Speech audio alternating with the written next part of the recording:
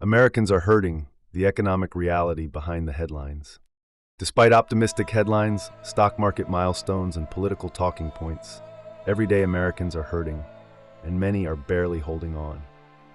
The U.S. economy may look resilient on paper, but life on the ground tells a very different story. For millions of households, survival has replaced stability, and hope has been replaced with exhaustion. This is not a recession of statistics. It is a recession of lived experience. The cost of living is crushing the middle and lower class. Inflation may have slowed, but prices never came back down. Rent is still high, groceries are still expensive. Utilities, insurance, childcare, transportation, and healthcare continue to drain paychecks at record speed. Americans are not buying more, they are buying less and paying more for it. A single trip to the grocery store now feels like a financial decision instead of a routine errand. Families are cutting back on meat, skipping fresh produce, delaying prescriptions, and choosing which bills get paid late. This is not consumer irresponsibility. This is economic suffocation. Wages are losing the fight. While politicians boast about job numbers, wages have not kept up with reality. Many workers received small raises that were immediately erased by higher prices. Others received no raise at all. The result? People are working more hours, juggling side hustles, and still falling behind. A full-time job no longer guarantees financial security. Two incomes are often not enough. The promise that hard work pays off feels increasingly hollow to those doing everything right and still losing ground.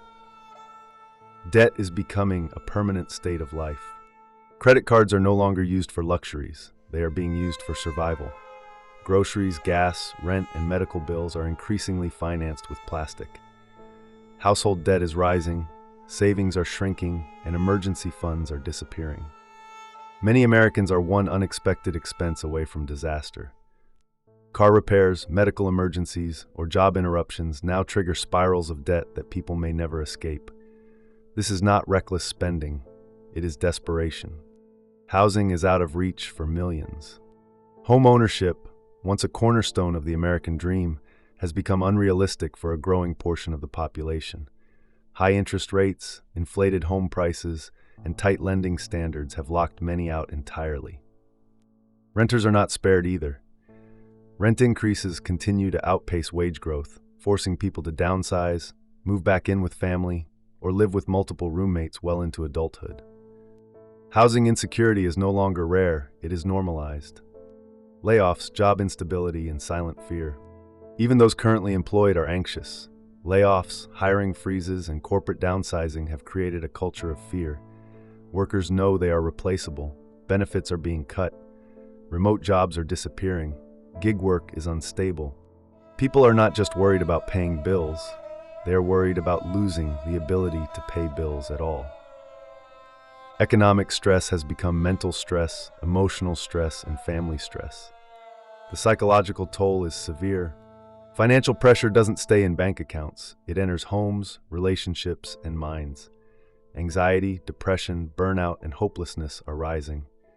People are postponing marriage, children, education, and major life plans because the future feels unsafe. When survival becomes the priority, growth becomes impossible. This constant strain is reshaping American life in ways that will be felt for decades. Why the disconnect feels so infuriating. What makes this moment especially painful is the disconnect between official narratives and lived reality. Americans are told the economy is strong while they feel weak. They are told to be optimistic while they are drowning. Being gaslit by economic messaging only deepens the resentment. People don't need slogans, they need relief. A nation under pressure. Americans are not lazy. They are not entitled. They are not failing. They are being squeezed by a system where costs rise faster than pay, safety nets shrink, and accountability is always pushed downward. The economic pain is real, widespread, and growing, and pretending otherwise only delays meaningful solutions.